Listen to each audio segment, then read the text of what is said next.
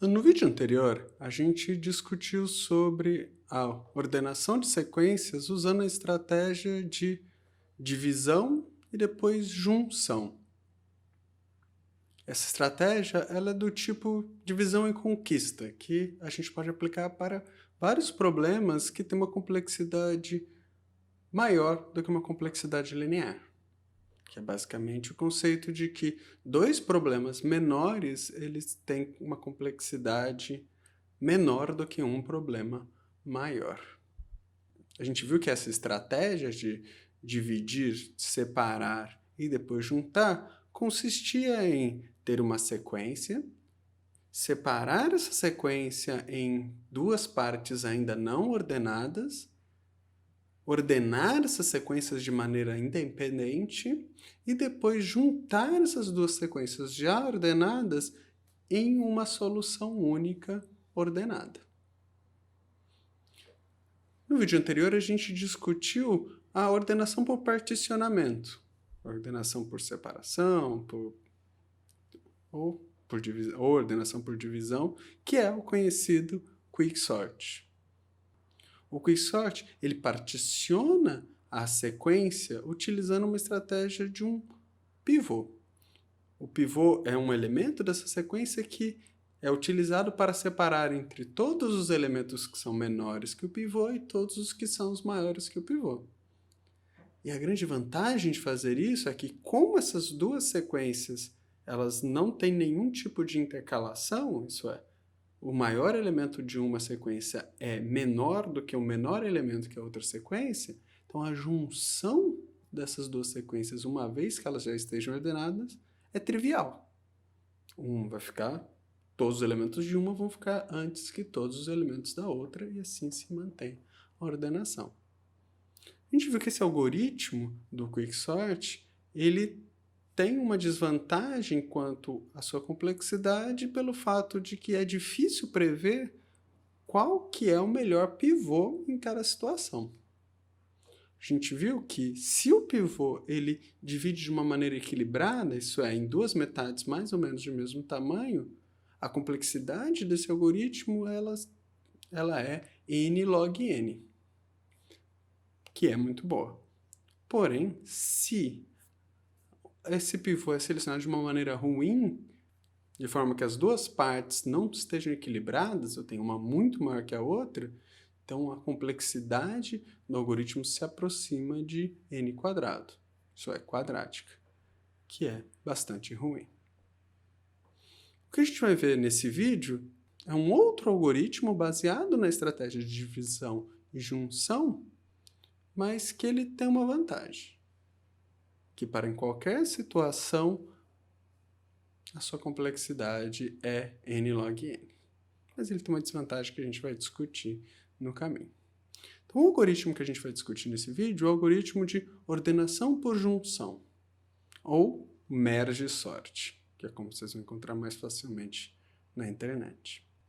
O merge sort ele vai, primeiramente, separar uma sequência em duas partes, mas ele vai separar de uma maneira simplificada, sem usar um pivô ou qualquer coisa. Ele simplesmente vai separar em uma primeira metade e uma segunda metade. Ele vai ordenar essas duas metades de maneira independente e depois ele vai ter um trabalho para juntar. Mas veja que como eu não tenho nenhuma garantia de que todos os elementos de uma sequência sejam menores que todos os elementos de outra sequência, eu não tenho como simplesmente juntar esses valores. Então, eu preciso utilizar algum algoritmo de junção que seja capaz de criar uma solução final. Vamos dar um exemplo, só para vocês entenderem como que isso é feito. Então, imagina que eu tenho uma sequência. Então, imagina que agora o merge sort ele vai separar em duas partes. Então, eu vou ter de um lado o 5, 6, 2, 1 e do outro o 3, 7, 4, 9. O algoritmo vai, então, ordenar essas duas partes. Então, eu vou ter 1, 2, 5, 6. E aqui eu vou ter o 3, 4, 7, 9. Mas veja, agora quando eu for juntar essas duas partes, eu não posso simplesmente pegar uma e colocar na frente da outra. Veja, se eu colocar 1, 2, 5, 6, 3, 4, 7, 9, eu não tenho uma sequência ordenada. Veja, o 6 está na frente do 3. Então eu preciso desenvolver algum algoritmo que receba como entrada essas duas sequências. Então, ele vai receber como entrada duas sequências ordenadas e ele me dê uma sequência final já ordenada com esses elementos. 1, 2, 3, 4, 5, 6, 7, 9. Então, o algoritmo de ordenação por junção ele vai fazer exatamente isso. Separa de uma maneira simples, ordena as duas metades e depois aplica um algoritmo de junção para ter uma solução final. Que a gente vai discutir exatamente como que é esse algoritmo de junção.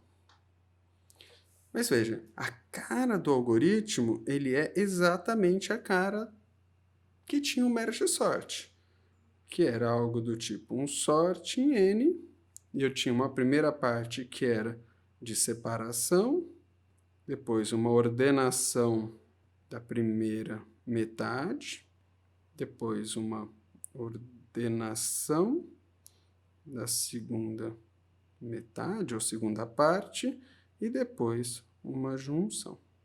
A diferença é que no Quicksort a separação ela tinha um componente linear pelo uso do pivoteamento, depois eu tinha as duas ordenações e a junção era trivial.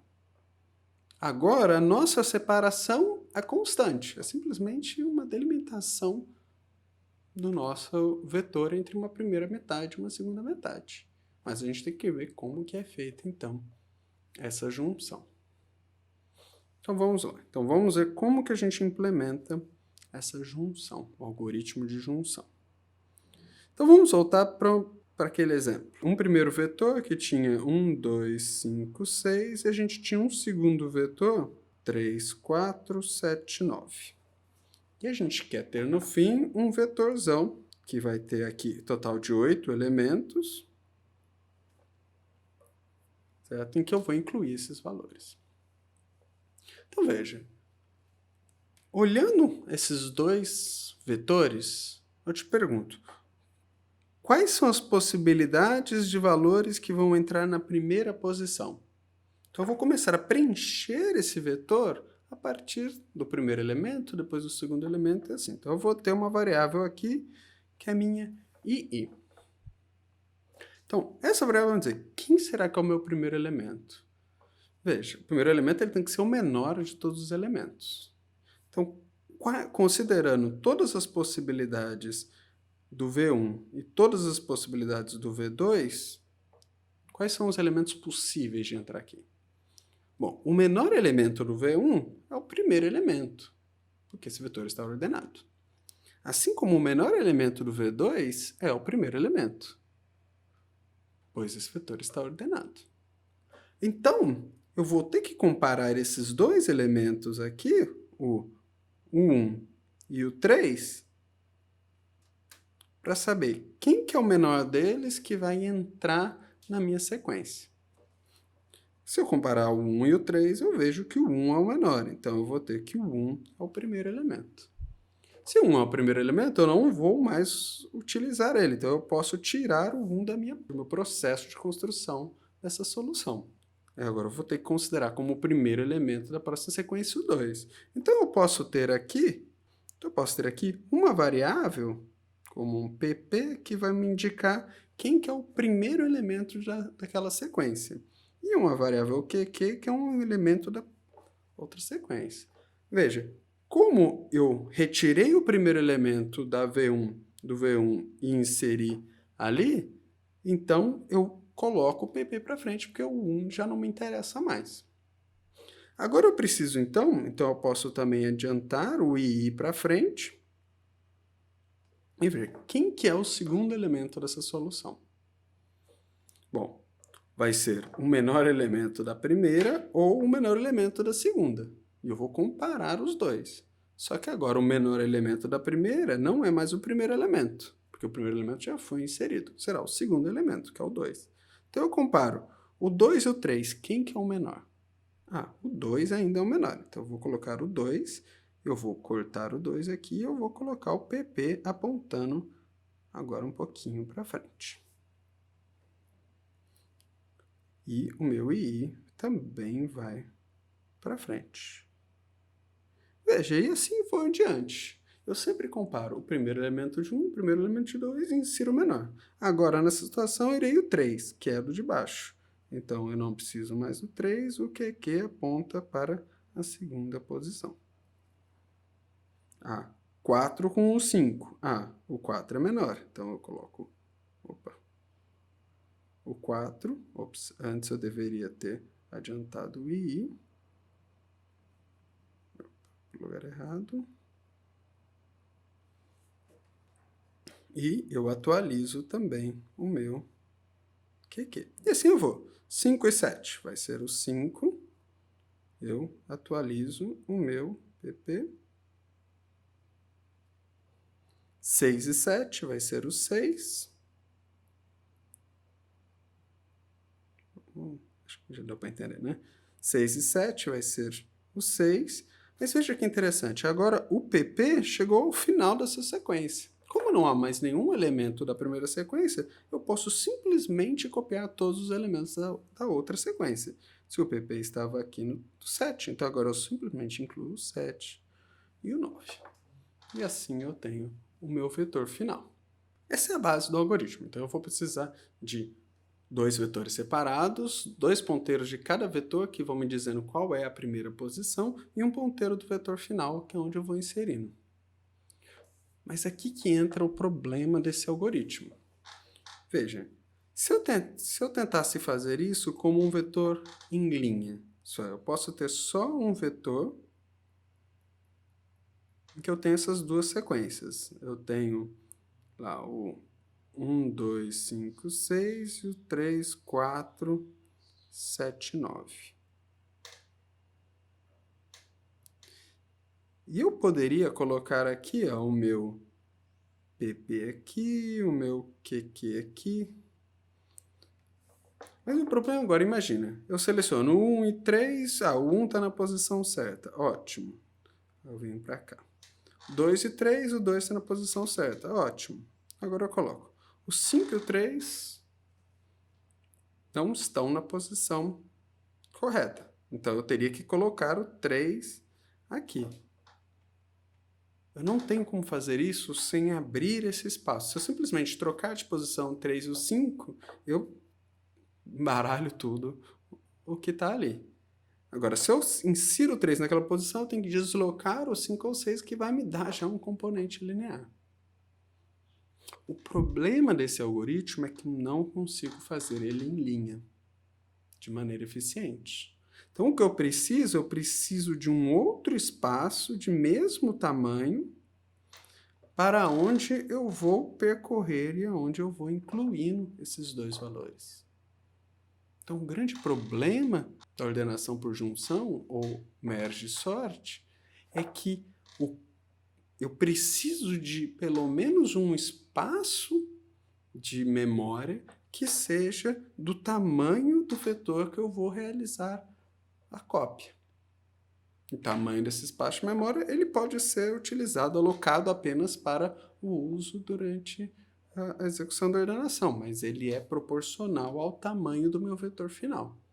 Então esse algoritmo ele tem uma complexidade de memória, isso é, ele precisa de uma quantidade de memória para funcionar, que ela é O de n. Ela é proporcional ao tamanho da minha sequência. O que o Quicksort não tinha. O Quicksort ele podia ser feito todo de maneira em linha, mas o Merge Sort não permite. Então eu preciso alocar um espaço de memória para conseguir fazer essa junção. E isso é bastante ruim em muitas situações. Só tenho memória suficiente, proporcional ao tamanho da minha sequência, que é algo razoavelmente comum de se ter, é fácil de ser feito. Mas se eu não tenho, isso pode ser bastante problemático. Então, vamos ver como é que é a implementação desse algoritmo, então. Então, vamos lá. Então, vamos considerar essa situação em que eu posso passar um vetor em linha com uma primeira parte, 1, 2, 5, 6, e também uma segunda parte, 3, 4, 7, 8 ou 7, 9. Eu preciso saber o número de elementos que tem em cada uma dessas partes e o número de elementos total. Eu consigo descrever isso basicamente com dois outros números. Eu posso ter o meu n, que seriam, aqui eu tenho 8 elementos, e eu poderia dizer aonde que está essa quebra. Nessa situação aqui, eu teria aqui, por exemplo, que na primeira parte teriam 1, 2, 3, 4 elementos. Então, eu posso falar que existem 4 elementos, ou que seria na posição 4 desse corte. Eu vou chamar esse cara aqui de M, que é da minha metade. Podem chamar como quiser. Eu vou querer que a resposta do meu algoritmo ela seja em linha, apesar de eu vou usar esse outro espaço de memória que eu preciso fazer para aplicar esse algoritmo apenas como um espaço temporário. Então, eu vou fazer algo do tipo assim, ó, um void merge, ou junta, que vai receber um char v, um int n e um int m. Então, o algoritmo começa com void merge, que ele vai receber um char v, um int n e um int m. Então, o que eu vou precisar? Então, eu vou precisar do meu int, o i, que ele começa na primeira posição. Eu vou precisar do meu int pp, que também começa na primeira posição. E eu vou começar também com o meu int qq, que ele começa na posição m. Veja, eu tenho 3 condições possíveis. Uma, ainda existem elementos tanto na primeira metade quanto na segunda metade. 2, já acabou a primeira metade, então só existem elementos na segunda metade. Ou 3, já acabou a segunda metade e só existem elementos da primeira metade. No começo do algoritmo, existem elementos nas duas metades. Então, eu posso fazer algo do tipo assim, ó. Enquanto o pp for menor do que m, quer dizer, enquanto o primeiro elemento é menor que o m, vamos desenhar aqui embaixo só para a gente ter uma noção disso. Ó.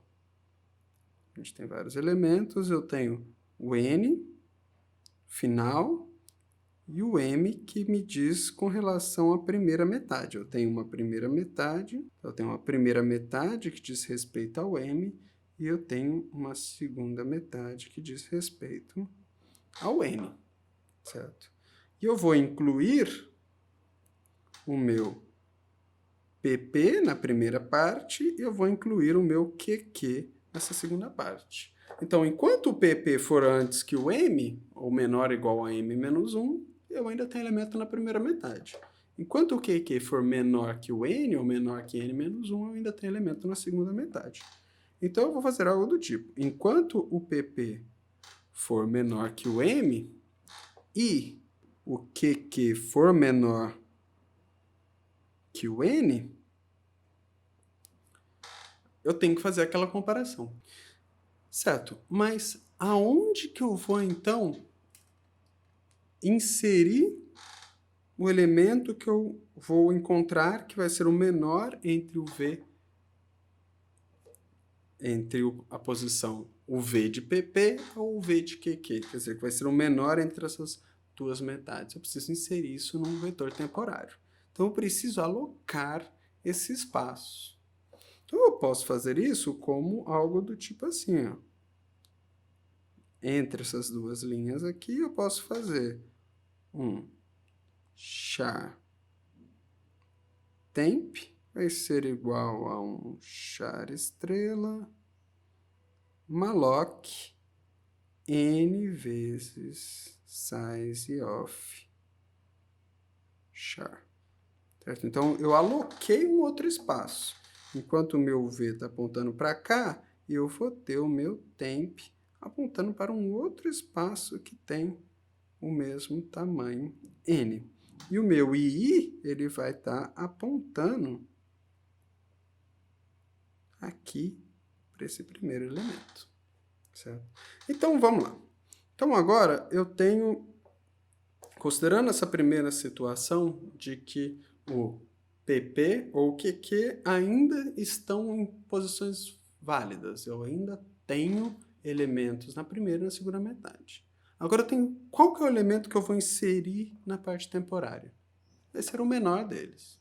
Então, uma primeira possibilidade é de que, se o V de PP for menor ou igual ao V de QQ,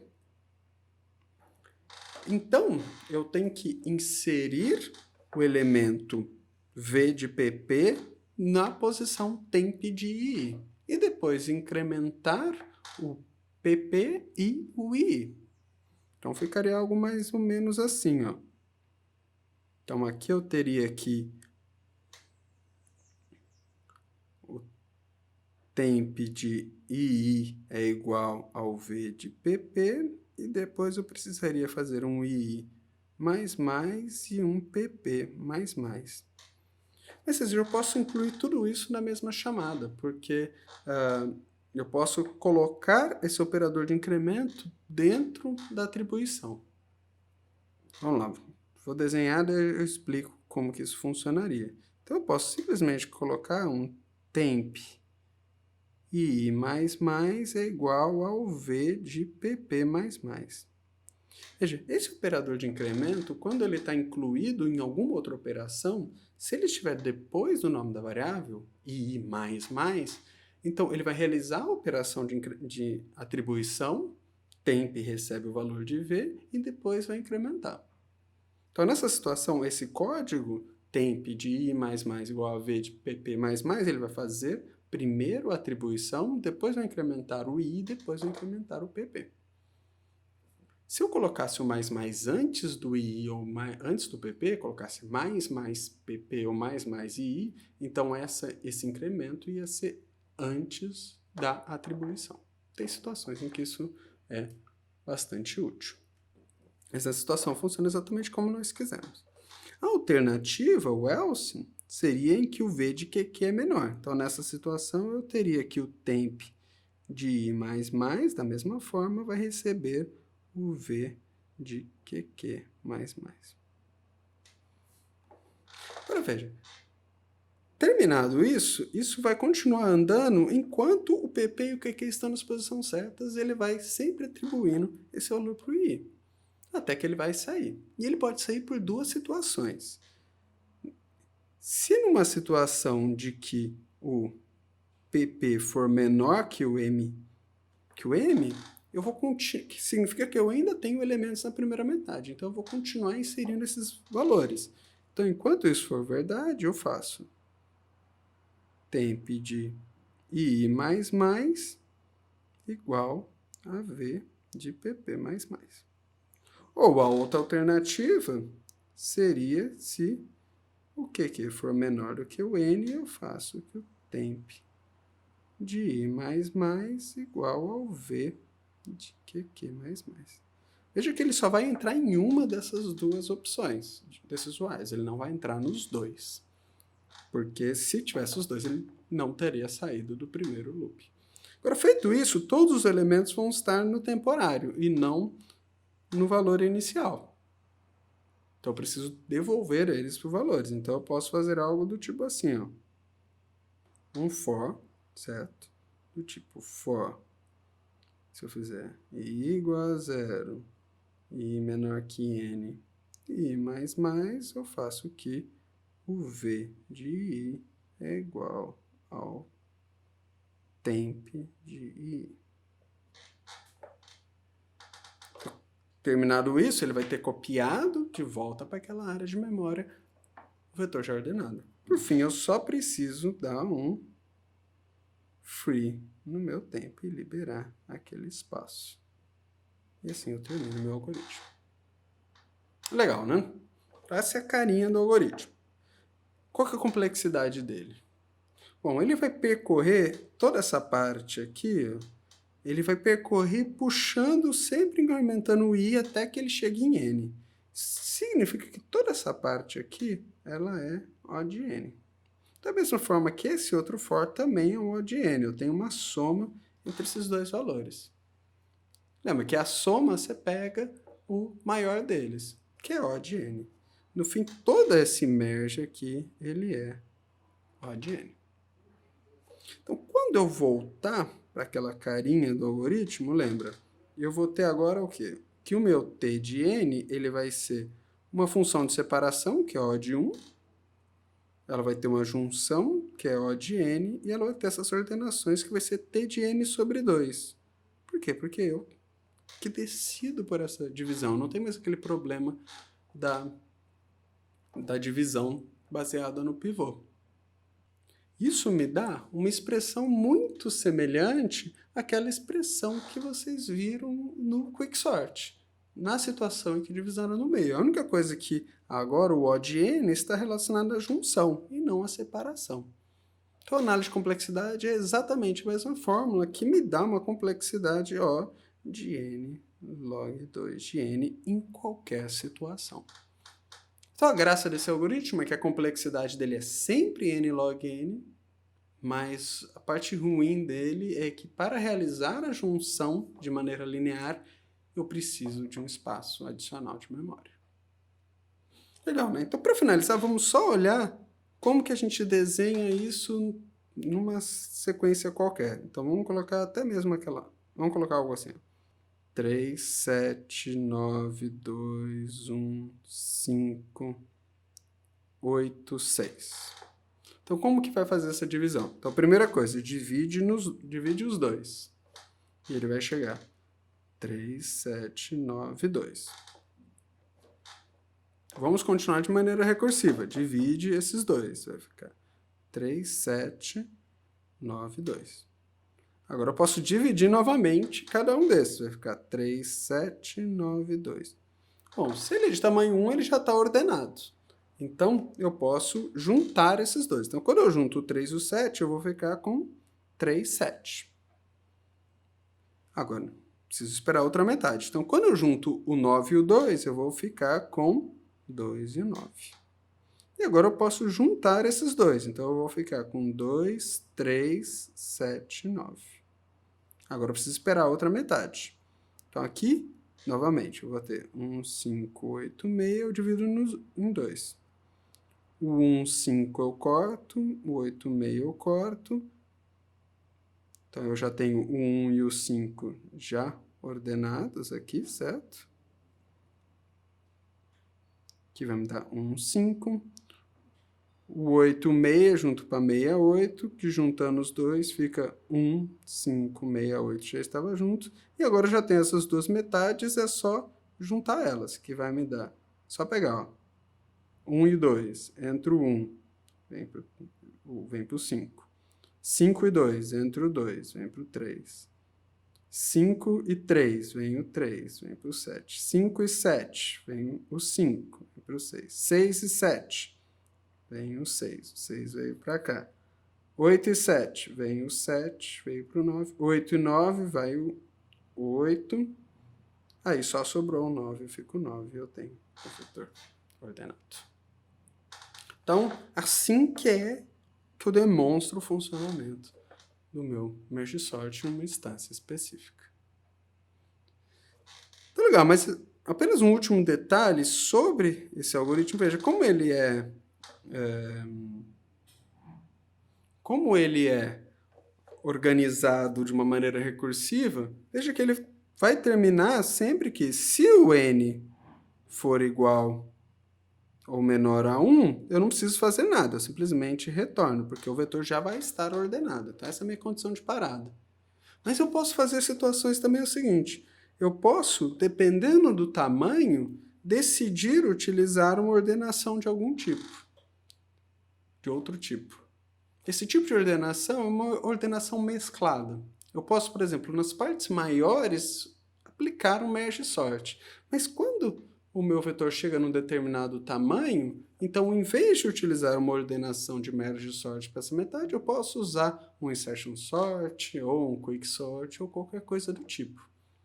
Então, a graça de usar esse tipo de divisão é que eu posso ir mesclando quais são as estratégias e, por exemplo, utilizar ferramentas como distribuir partes para uma computação paralela ou usar algum algoritmo que seja mais eficiente em sequências menores do que um algoritmo com uma eficiência maior para sequências maiores.